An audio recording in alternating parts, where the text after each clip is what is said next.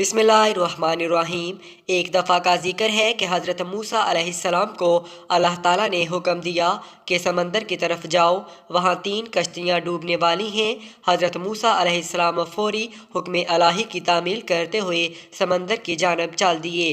साहल पुरसकून था।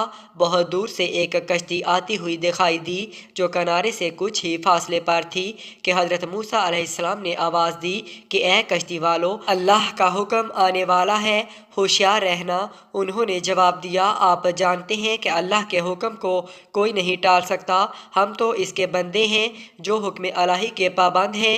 कश्ती वाले अभी ये बात कह ही रहे थे कि अचानक एक मौज उठी और कश्ती डोलने लगी। सवार अपने आप को बचाने की कोशिश करने लगे। इतने में एक और ज़बरदस्त मौज आई और कश्ती को अपने साथ बहा कर समंदर की तह में ले गई।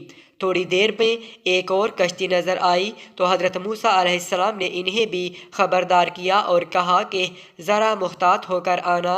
उन्होंने भी पहले वालों की तरह जवाब दिया कि जो कुछ होना है होकर रहेगा और कश्ती को किनारे की तरफ लाते रहे, यहाँ तक कि साहिल के करीब आते आते ये कश्ती भी डूब गई। हज़रत मूसा अलैहिस्सलाम अल्लाह की हिकमत के बारे में सोचों में महव थे कि इन्हें एक तीसरी कश्ती आती दिखाई दी।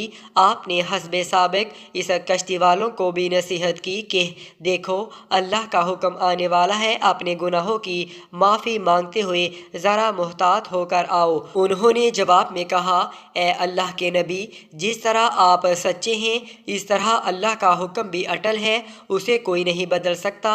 लेकिन अल्लाह की रहमत भी तो है, हम इसकी रहमत से क्यों मायूस हों। लिहाजा हम अल्लाह की रहमत पर भरोसा करके आ रहे हैं और वो अपनी रहमत के सदक़े में हमें ज़रूर अमन व सलामती के साथ किनारे पर पहुंचा देगा। कश्ती वालों का ये जवाब सुनकर हज़रत मूसा अलैहिस्सलाम खामोश हो गए।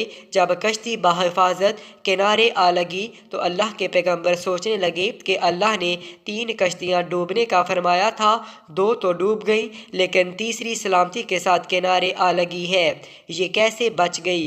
अरशाद बारी ताला हुआ कि ए मूसा, आपने सुना नहीं कि तीसरी कश्ती वालों ने क्या कहा।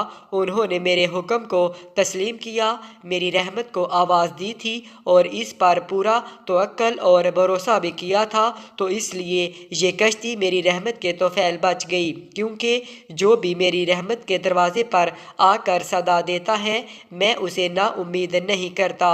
हदीस में आता है कि जब अल्लाह ताला ने मखलूक़ात को पैदा फरमाया तो अर्श पर लिख दिया, मेरी रहमत मेरे गज़ब पर गालिब है।